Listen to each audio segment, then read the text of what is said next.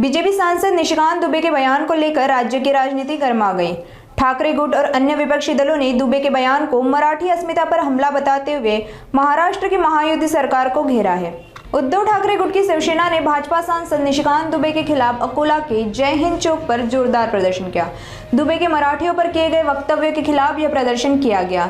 इस प्रदर्शन का नेतृत्व शिवसेना नगर प्रमुख राजेश मिश्रा ने किया। प्रदर्शनकारियों का आरोप है कि दुबे ने मराठी अस्मिता का अपमान किया, जो बर्दाश्त नहीं किया जाएगा। इस दौरान गुस्साए शिवसैनिकों ने दुबे के विरोध में जमकर नारेबाजी की।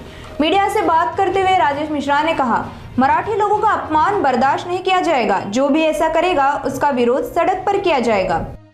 मागणी म्हणजे एकच आहे की ज्या प्रकारे 2 दिवस अगोदर हा भाजपचा हरामखोर खासदार महाराष्ट्र बद्दल आणि इथले जे मराठी वर्ग आहेत त्याच्याबद्दल जे अपमानजनक शब्द वापरला आणि त्याचा जो वक्तव्य होता एकदम चुकीचा होता। त्याच्यामुळे आपसामध्ये आमचा वाद म्हणजे आपसामध्ये वाद करण्याचा प्रयत्न चालू आहे। हिंदू मध्ये लढाई करायचा प्रयत्न चालू आहे।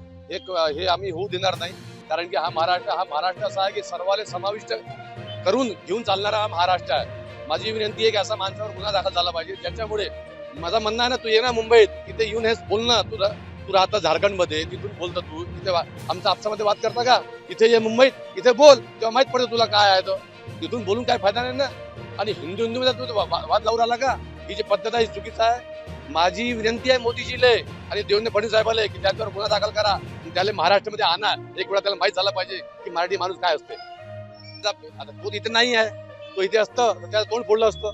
तो नाही आहे इथे, मग आता त्याचा ते आपलं बॅनर तयार करून एक आपला लोकांचा चपला मारला त्याच्या तोंडावर। तो इथे असता तर त्याच्या तोंडावर चपला मारला असतो। इथं आता आम्ही हे टाकलं आणि लोक त्यावर चालले। आता तो नालायक माणूस आहे, नालायक माणसाला नालायक सारखंच वापर हे करायला लागते, ट्रीटमेंट द्यायला लागते।